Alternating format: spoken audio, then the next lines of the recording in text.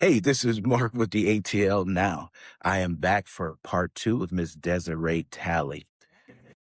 In our break, she had mentioned something about AI. So, what I'm going to do is I'm going to give her the floor and I want her to just talk about AI. I believe you say you were just on a panel that you Yeah. guys discussed, or you were talking about AI. Tell us a little bit about your philosophy, your thoughts on that. It's unavoidable. I think you have to use AI tools or you're going to get left behind. We've always used AI in a different way, but it's now in our face. Even if you have autocorrect on your phone, that's AI technology, right?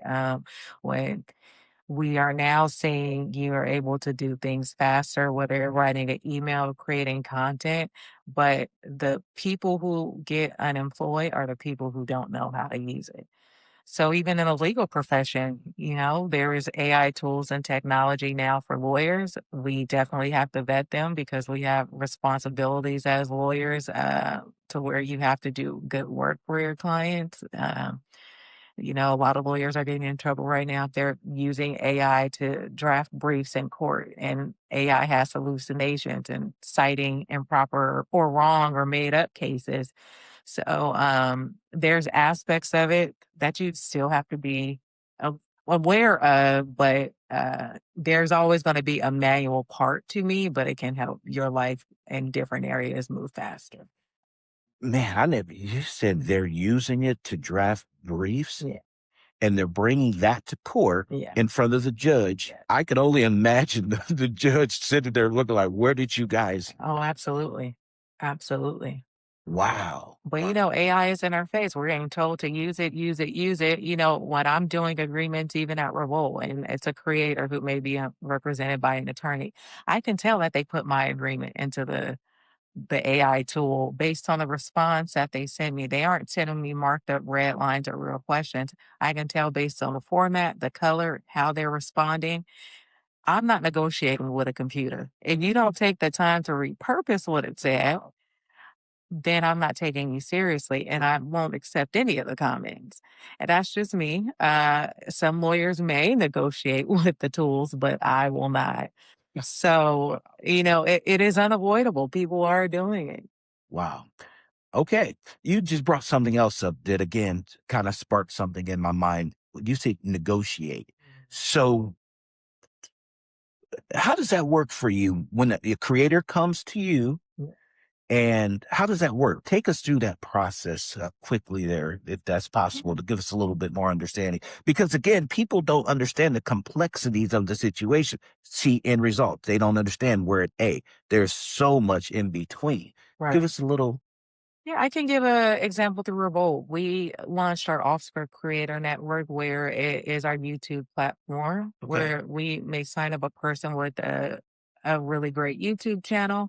They join the Offscript Creator Network, and that allows us to go sell more ads and inventory into their content. So let's say if they weren't in a creator network, hypothetically, they'll make $5 per every 1,000 views. Well, if we go sell it and we do direct sales, whereas we put a brand in it, you may get $12 per thousand. And I'm making up these Yeah, right, numbers, right. but that just allows us to go sell on your behalf because you don't have your own sales team. So we will find a creator that we like, send them an offer or tell them we're interested in them joining the creator network. These are the benefits of it. They'll get sent an agreement. And in most cases, it could be negotiable. Some parts of it, with the Oscar creator that we're still YouTube, we have to follow YouTube's rules. And they'll just give us comments before we actually sign them, and then they can stamp and say we're under the Oscar Creator Network and have the ability for us to sell, and then them saying they're part of this network, use our trademarks and logos in a limited capacity. Okay. Okay. Which obviously changes the game for them. Absolutely. That is fantastic. I have another question for you. Are people intimidated by you? You got this silent intimidation feel. How do people respond to you generally when they're Yes, I will give you a really great example. So I was in a terrible negotiation with someone here in Atlanta for a venue when we were doing a project. I will say it. They got my know who it is. But anyway, the person was completely unreasonable. I don't get mad. I'm very monotone, very direct. And we end up getting the deal done because that's always my goal. We're going to get the deal done. The Okay. guy would be loud, yelling, cursing me out on the phone. I'm not responding. And it's a white man, by the way. Oh, wow. So when he met me in person at the event time, and I was sitting down, and I stood up. He said, you're short. You're only 5'3". Or how tall are you? I said I'm 5'3". He said, you present as you're 6'5". And the way that you spoke to me on the phone and just kept your cool, I had no idea you were this little. I was like, yeah. But I do get that a lot of people are intimidated, but I'm still just fine. I'm sitting right here with you. So and in my mind, I was like, is she a gangster? She nice. I'm from the Bay. I got it in me. I'm like, wow. But now that we got that all the way, let's go ahead and finish this up here. Let's touch back on your family perspective growing up.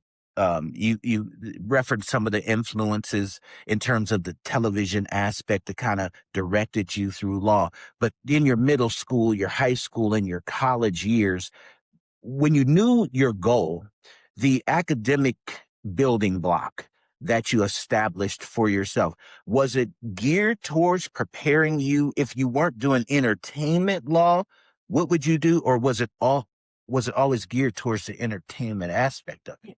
Entertainment aspect. When I went to Hampton University, my major was political science. Okay. It was very boring to me. I was not doing well, but I had a passion for media and magazines. I read magazines growing up, had magazines all over my wall. Yeah, I've seen you on a whole bunch of covers of magazines too. Just so you know. Okay. You Yeah. famous. More to come. More to Uh-huh. come. Uh-huh. And I love the journalism aspect, but I always heard that if you major in journalism, that means you're done or communications when I was going on all these college tours. So I knew law, but still hadn't connected the entertainment aspect of it. So I did not major in journalism. I went to political science. Maybe by my second, third year, I wasn't doing well in school. And I just was like, you know what? I don't care what anyone else says. Let me see what else I love to do. There has to be another way for law school. I don't have to do political science and get stuck. And again, I used Google at the time and I wrote down, in addition, what I loved, and it was magazines and Googling what type of career that is. So I did switch to journalism. So I ended up graduating with my bachelor's in public relations Okay. and my minor in political science because I had so many credits. But then again, that learning aspect, being the first person, I realized you did not need to be a political science major in order to go to law school. And that changed everything for me. I think, as we kind of wind down again, there's so much meat in what you've said right there. And I think one of the parts that stuck with me most is you weren't doing well in school. To hear that, to be with you right now doing this interview, knowing the things that you accomplished, that is a tremendous statement because you might have somebody out there listening and they might be going through that same. Growing up, people said that I had a learning disability and that I had ADHD or whatever they wanted to label it. Was it that, or was it just the fact I needed to find something that captivated my attention and motivated me? And that statement that you made, knowing that you were able to kind of just flip a switch and get going in a different direction, catapulted and changed your life.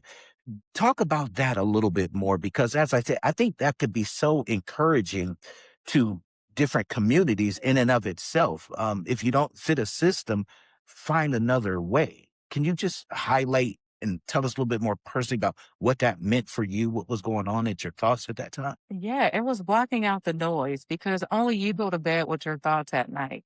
So I was not happy. I hated going to class and it was reflective in my work because political science is way too boring and just taking the time to and think about what I wanted, not what everybody else wanted for me, not what people expected of me. That's when I was able to make the switch, and I was confident in that. Even if it took me longer to finish school, I was okay with that. But being the person that I am, I'm like, no, I still want to do it 4 years. So I took the max credits. I did summer school. I remember I went home for one summer. I was taking community college classes at 2 different schools in 2 different cities and working an internship, and then I decided, "Oh, let me go to bartending school too," but all in this one summer so I can finish school on time, but that was okay with me because I'm like, "This is 3 or 4 months of my life. When I have the rest of the school year coming, I can still graduate on time, but I'm happy. Let me just put in the work."